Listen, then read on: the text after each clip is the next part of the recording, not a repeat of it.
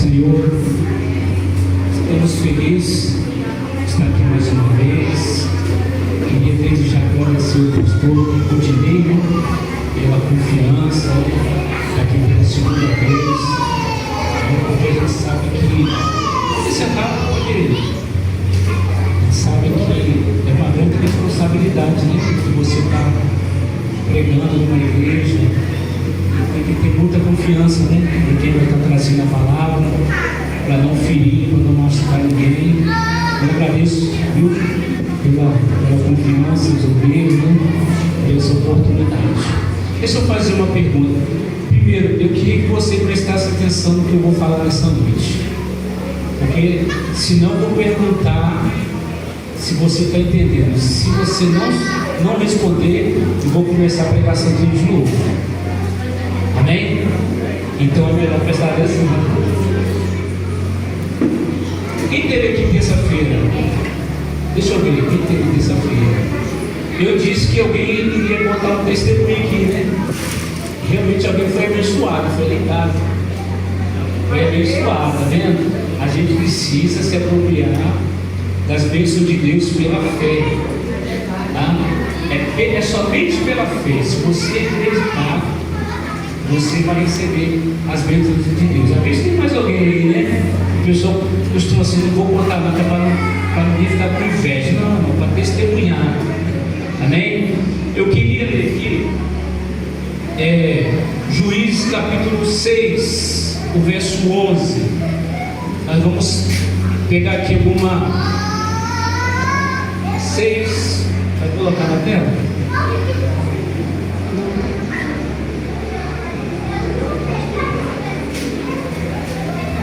Juízes capítulo 6 e o verso 11.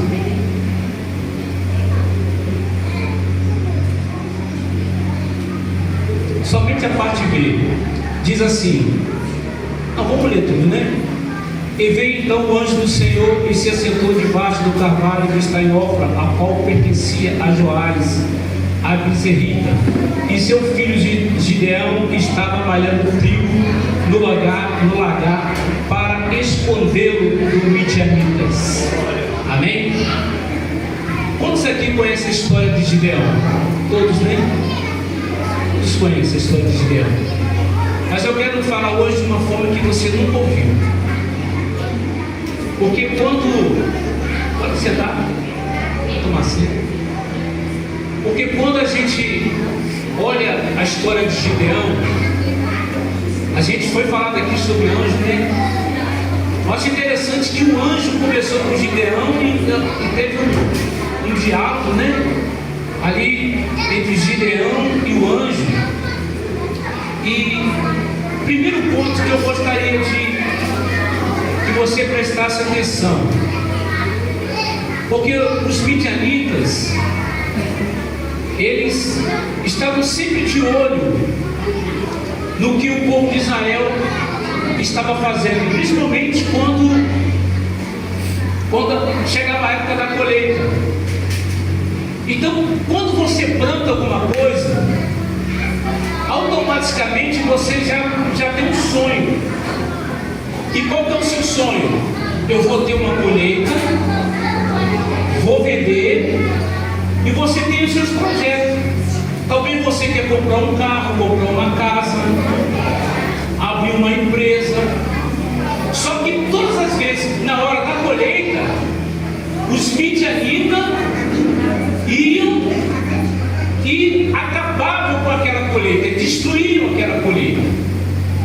Então o sonho de ter um carro, de ter uma casa, caía por terra, porque os midianitas, eles estavam ali para poder destruir. E quando a gente olha para o mundo espiritual, a gente vai perceber que o inimigo, ele quer destruir os teus sonhos. Quantos aqui já pararam de sonhar? Quantos aqui já desistiram de alguma coisa? Porque o inimigo quer fazer você desistir, quer fazer você desanimar. Hoje é um culto da família. A gente pode perceber que o inimigo está tentando destruir a família, destruir o teu sonho, destruir o teu casamento.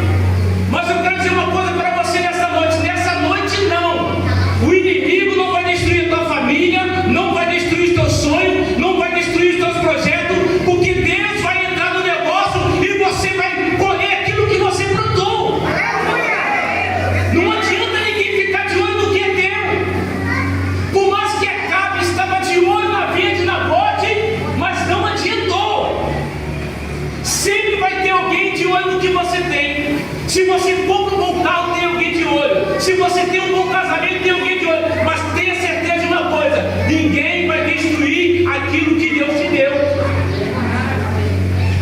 Segundo ponto que a gente pode olhar aqui nessa palavra é que Gideão questiona Deus ao anjo, porque o Senhor diz assim, o anjo diz assim: o Senhor é contigo. Só que Gideão ele estava questionando: peraí, se Deus é comigo, por que está acontecendo todas essas coisas?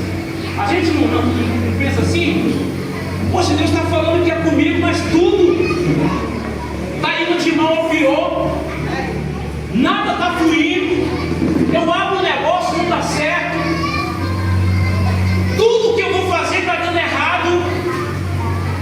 E Gideão estava aí naquela dúvida: mas se Deus é comigo, por que está dando errado? Olha, se Deus não tivesse com a gente, as coisas estariam bem pior. Mas eu quero dizer uma coisa para você nessa noite: até o que iria dar errado para você nessa noite vai passar a dar certo, porque Deus é contigo para poder te abençoar.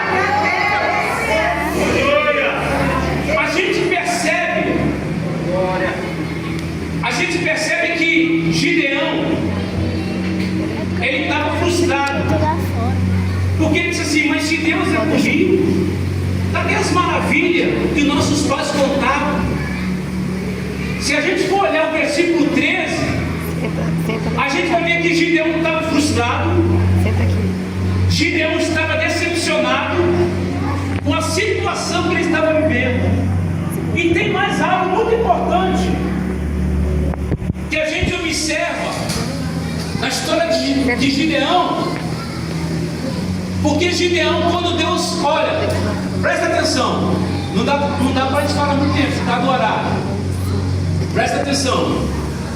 Deus estava levantando Gideão para poder libertar Israel dos midianitas. Gideão pergunta: com que libertará, né? Como libertará Israel?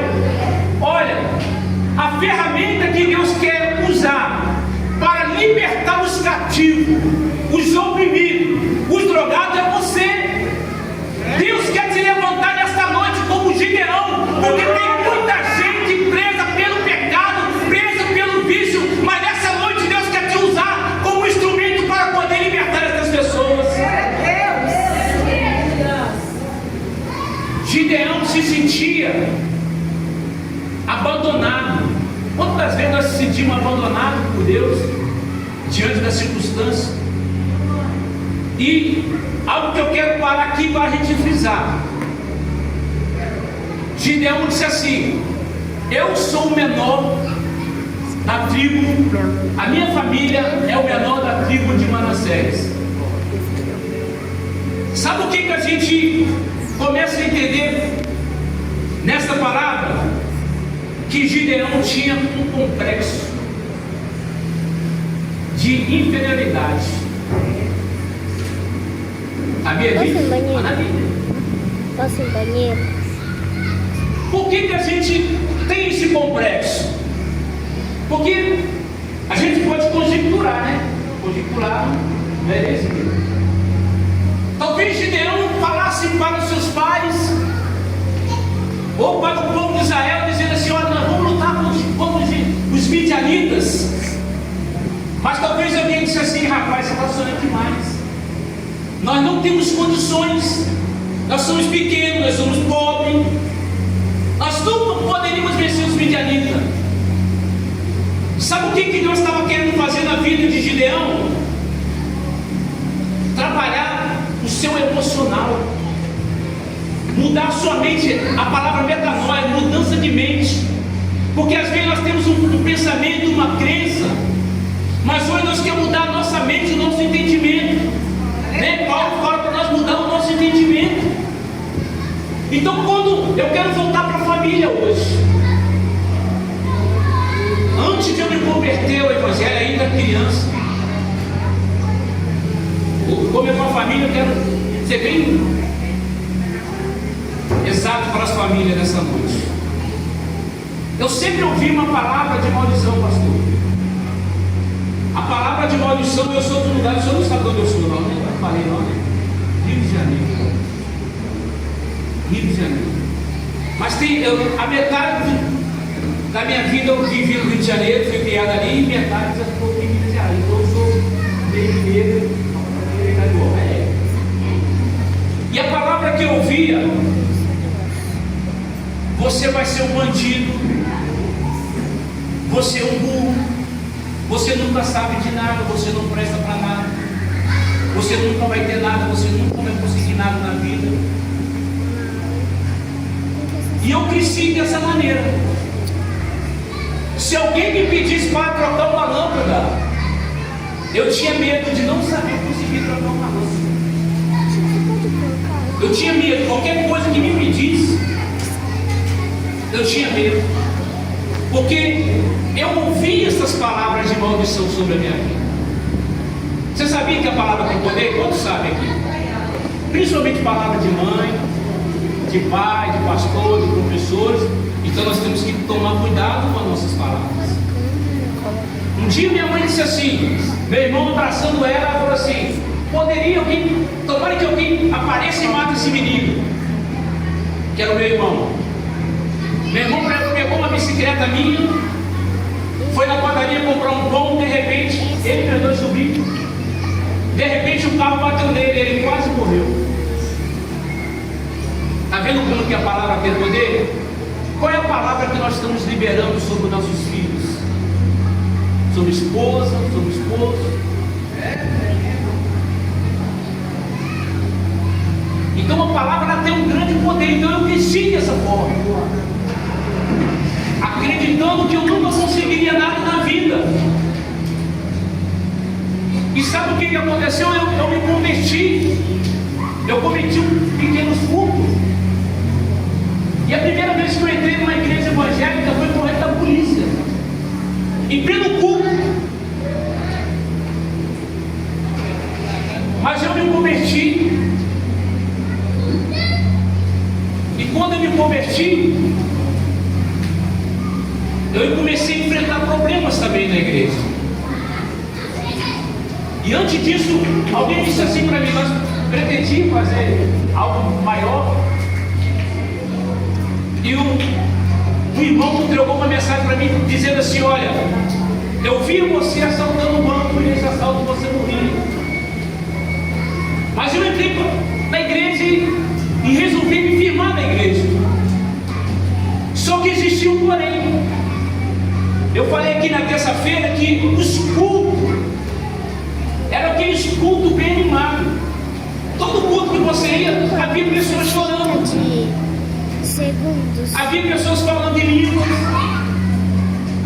E eu comecei a ficar com complexo. Eu falei assim: por que todo mundo fala e eu não falo? E eu comecei a ficar com complexo. Eu disse assim: todo mundo fala, por que eu não falo? E eu comecei a orar. E antes disso eu vi um testemunho. O que me ajudou foi um testemunho. Um pregador pregou na igreja.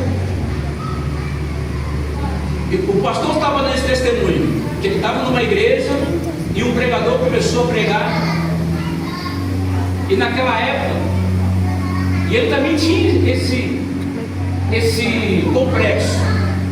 Como eu disse aqui na terça-feira, antigamente, depois do culto, todas as vezes, chamava quem não era batizado com o Espírito Santo para vir na frente. E aquele irmão, que era o pastor, ele não foi na frente, porque ele tinha um complexo também. Como a igreja tinha pouca gente, foi todo mundo lá para frente. E só ficou ele lá atrás. Aí o pregador disse assim: ô irmão, você que não veio aqui na frente, vem cá orar para Deus batizar essas pessoas com o Espírito Santo. E ele não era batizado, ele tinha complexo. E ele foi lá na frente, começou a orar e batizou ele com o Espírito Santo. Aquilo ali me ajudou muito, porque eu queria também receber aquilo. E eu sonhava, eu chegava no espelho, pastor, eu falava em língua, eu profetizava, era uma vez, no novo convertido, eu profetizava, eu falava: eis meu servo, eu pulava, eu falava em língua, só que não era batizado. vontade. E o que eu fiz? Eu comecei a incomodar Deus. Toda hora que eu lembrava, eu falava assim: Deus, me batiza com o Espírito Santo. Toda hora que eu lembrava, eu falava assim: Deus, me batiza com o teu Espírito. Eu passei a importunar Deus. Eu falava sobre importunação na terça-feira. Deus não tinha paz comigo. E um certo dia, eu estava orando no meu quarto, e de repente eu comecei a falar em língua, só que diferente, não da forma que eu falava. Eu comecei a falar em língua, só que agora parecia que era bom, mas houve um problema. Porque as pessoas falaram assim: tem que ter cuidado, porque pode não ser de Deus, pode ser demônio. E eu fiquei na dúvida, eu falei assim: e agora, por que foi sozinho? Eu pensei assim: e agora, é de Deus ou é do diabo? Aí eu falei assim: vou resolver o problema. Eu vou até o pastor e vou perguntar a ele. E eu disse: pastor, eu fui batizado com o Espírito Santo, só que eu não sei se é de Deus. Ele disse assim: olha, a gente tem que olhar, porque pode ser do diabo.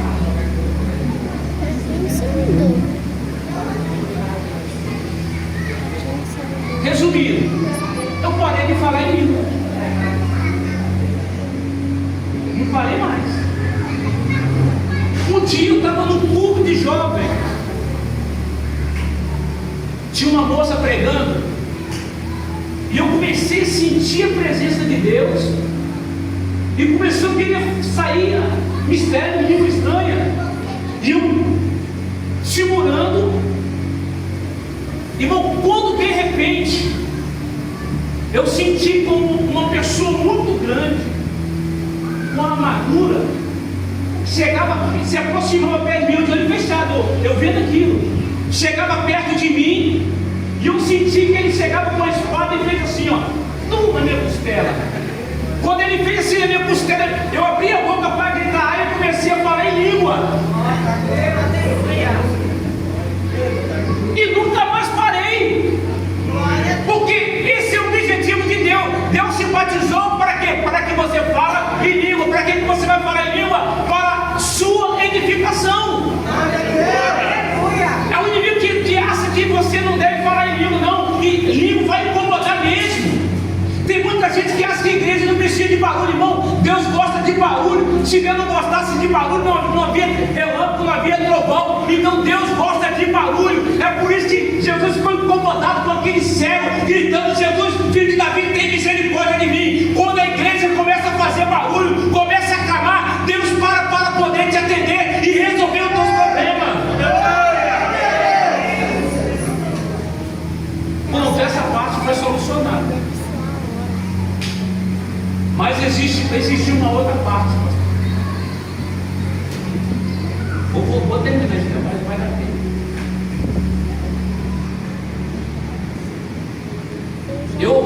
Eu decidi aprender a tocar violão. Sabe quando a gente está aprendendo a tocar violão? Que a gente já sabe tocar? Eu comecei a aprender praticamente sozinho. Eu vi o jovem tocar na igreja, chegava em casa, tudo se fazer o mesmo fazer. E aconteceu dois fatos. Eu fui tocar com uma irmã abençoada, cheia do poder de Deus. Foi uma perseguição, não foi um acompanhamento. Ela ia para um lado, eu ia para o outro. Quando ela desceu do altar, ela disse assim: se eu fosse você, nunca mais tocava violão, porque você não sabe tocar.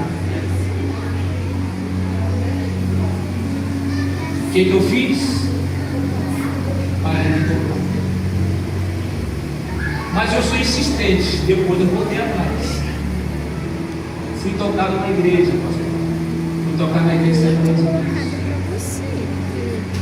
Estava cantando, não esqueço de jeito nenhum.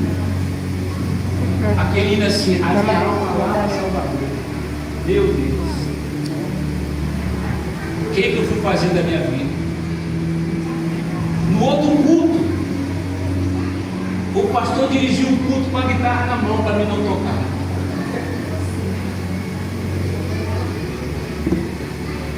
As circunstâncias vêm para poder, irmão, te moldar. Deus não quer que você desista. Gideão tinha tudo para poder desistir, mas ele não desistiu de lutar. E às vezes você está desistindo por causa de pouca coisa. Foi cantado aqui, não quero menosprezar esse irmão cantar, não, adorador, né? Às vezes a gente canta, sou um adorador, enquanto está tudo bem. Mas se a gente estiver triste ou aborrecido, vamos ouvir fulano. Não, hoje não estou afim de cantar, não estou bem. Meu Deus! Para Deus, irmão. Não tem isso não, nós somos servos. Jó cantou, Jó adorou. Mesmo depois de perder os seus filhos, perder os seus bens. E mesmo assim já teve que interceder, entre aspas, para os seus amigos. Mas se você perdeu alguma coisa, eu quero dizer uma coisa para você. Existe uma palavra na Bíblia que eu gosto muito, que se chama restituição. E quando fala de restituição, para mim é em dobro. Porque quando Deus instituiu Jó, Ele devolveu tudo em dobro para ele. Sabe qual é o desejo de Midianita? É ver você pobre. É ver você desistir. Mas Deus está dizendo para você: o Senhor é contigo. Você tem uma capacidade. Deus estava vendo que aquele homem era um homem de valor.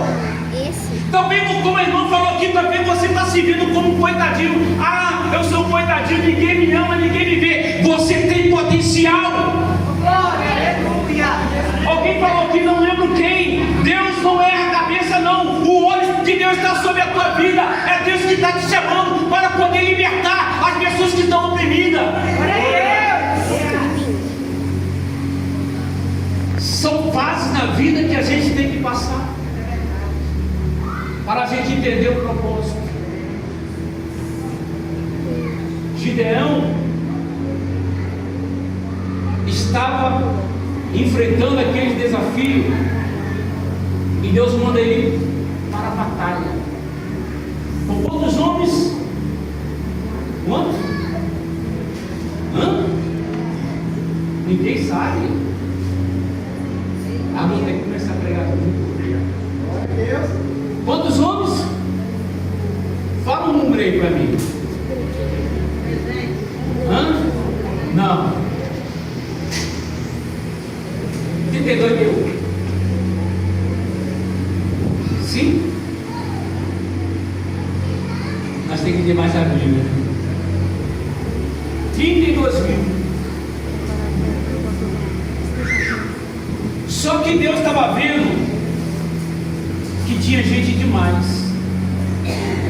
Tem pessoas que vai sair da nossa vida, permissão de Deus. Deus falou assim: os covardes e medrosos. Sabe o que eu entendo por isso? São os traíras. Aqueles homens, 22 mil homens, conjecturando, falaram para Gideão: Gideão, pode contar para a minha família, pode contar para a minha espada, para a minha oferta, para o meu dízimo, pode contar comigo, pode contar comigo por que der e vier. Mas na hora do vamos ver, eu não sei, a Bíblia só dá esse relato. Quem for covarde e medroso, talvez Gideão tenha falado assim: gente, vai ser difícil. São 135 mil midianitas. Então, alguém vai morrer, alguém vai ficar ferido. Se você não tem coragem, pode meter o pé. E são isso que acontece nas nossas vidas. Essas pessoas estão se afastando porque Deus está vendo que na hora que você mais precisar dela, ela não vai estar do teu lado. Então deixe ir embora. Não fica preocupado por que saiu, por que me abandonou, pastor, por que foi embora. É porque são covardes, são medrosos, são traíras. Saiba que você não poderia contar com ele. Eles estão mostrando quem realmente eles são. Mas ainda ficou mais uma turma, né? 9.700, parece. 9.700. Aí Deus fala: Gideão, ainda tem muita gente com você. Aí Deus fez uma prova para aqueles que não se ajoelhassem da hora de beber. Sabe o que eu entendo por isso? Tem muita gente que está do nosso lado, mas não são prudentes, não vigiam, pode colocar tudo a perder. Uma pessoa pode colocar tudo a perder da igreja. Imagine 9.700 pessoas que não estão com um propósito. E Deus fala: Gideão, pode mandar essas pessoas embora. Sobrou quanto? 300. Valorize os pouquinhos que Deus colocou no teu nome. Aleluia. Ah, nós temos um pouquinho. Pelo menos são valentes. Não vão desistir, não vão te abandonar. São um pouquinho que você pode contar com eles para o que der e vier. E é isso que Deus está querendo. Deus quer levantar Gideões aqui nesta noite, com mais 300 para poder vencer todas as batalhas. Aleluia. Seja na área financeira, na área espiritual, na área emocional, seja em qualquer tipo de área. Deus está te levantando esta noite, porque Deus conhece a tua capacidade. Pastor, eu acredito que hoje Deus está levantando pessoas aqui para estar do teu lado. Glória a Deus. Irmão, deixa eu falar uma coisa para você. Você acha que mesmo Gideão tinha uma luta tremenda com Deus, né? Você acha que Gideão não ficou triste com aquelas pessoas que foram embora? Você acha que o pastor da igreja não fica triste quando o domingo sai da igreja?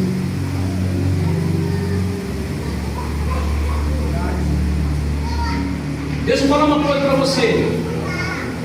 Talvez você conheça, talvez você desconheça. O pastor fica triste. É mesmo? É mesmo? O pastor passa por... Às vezes fica ferido. Eu conheço um pastor, amigo nosso, que jubilou. Ele tinha uma palavra que dizia assim: a gente vence a batalha. Quantas vezes o exército dos Estados Unidos vai, ganha guerra, aí rola um monte de gente mutilada. Então hoje Deus quer te levantar aqui para poder confundir o inimigo, assim como Gideão com aqueles 300 confundiu os midianitas. E eles começaram a lutar entre si. E Deus deu uma grande vitória para o povo de Israel, libertando Israel do jugo dos midianitas. Só que Gideão não venceu aquela batalha sozinho. Primeiro tinha Deus, e segundo tinha aqueles 300 homens corajosos.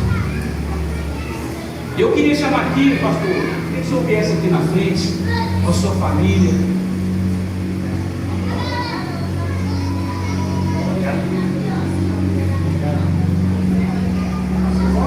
Nós estamos enfrentando batalhas espirituais que a gente desconhece. E sozinho não se ganha batalha. A gente precisa de pessoas fiéis ao nosso lado, pessoas de coragem, não medrosos, pessoas fiéis que estão ali ao nosso lado para poder entender. Quer ver eu fazer uma ilustração aqui para você? Se qualquer um de vocês chegar perto dessa família e falar que está com problema, que está com depressão ou qualquer tipo de enfermidade, eles vão te apoiar, vão orar com você, vão te dar todo o suporte que você precisa. Agora, se ele chegar e falar assim: igreja, eu estou com depressão, a gente o quê? Pastor não pode ter depressão. Médico pode, advogado, polícia pode, pastor não. Elias ficou. Então a família pastoral, ela precisa do nosso apoio, está lado a lado. A gente costuma ligar para o pastor: pastor, como é que o senhor está? O senhor recebe, né, pastor? Pastor, como é que está o senhor, sua família? Pastor, eu queria abençoar o senhor com um frango hoje de domingo.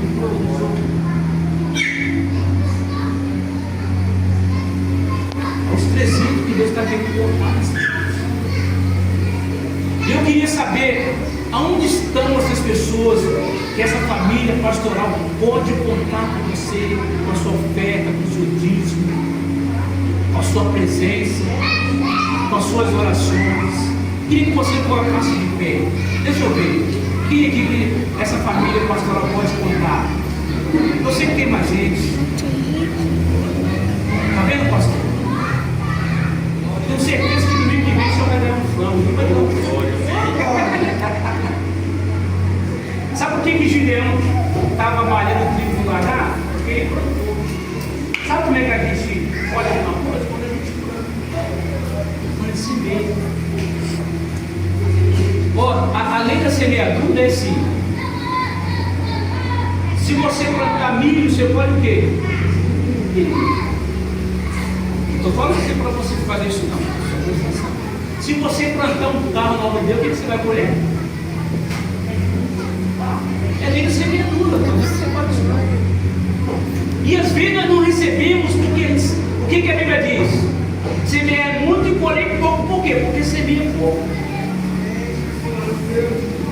Isso aqui não foi planejado, não, pai, não. Isso aqui nem eu. Veio isso na minha mente agora. Então, essa igreja conta com você. E eu quero que você continue lado a lado. Pergunte de vez em quando: pastor, como é que está a sua família? Precisa de alguma coisa? Está faltando alguma coisa? Porque quem é covarde, pastor, já meteu o pé. Sabe por que você está aqui? Porque Deus está contando com você, porque você é fiel. E nós vamos orar agora. Pedir a cantora: vem cá, cantora, cantar um hino aqui para nós. Passando o ar. E nós vamos orar aqui por essa família pastoral. Amém? Eu queria que você estendesse a mão.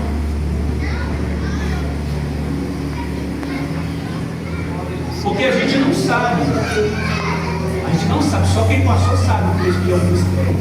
Tem muita gente que fala assim: ah não, o fato de Jesus é alegre. É bem assim que funciona. A gente tem dias bons e tem dias maus. E família pastoral, gente, os problemas a gente não tem como contar para os problemas. A gente precisa de pessoas que tenham